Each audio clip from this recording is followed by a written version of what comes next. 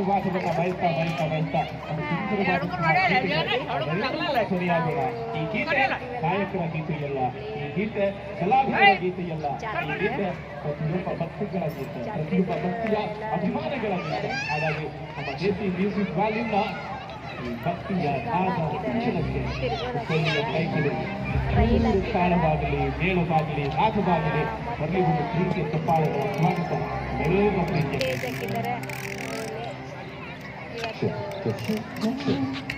ಯಾರೋ ಬಂದಿದ್ದಾರಂತೆ.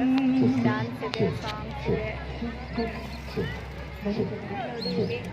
ನನ್ನ ಮಗ ಆಟಿಕೆ ಸಾಮಾನು ತಗೊಂಡೆ ಎಲ್ಲ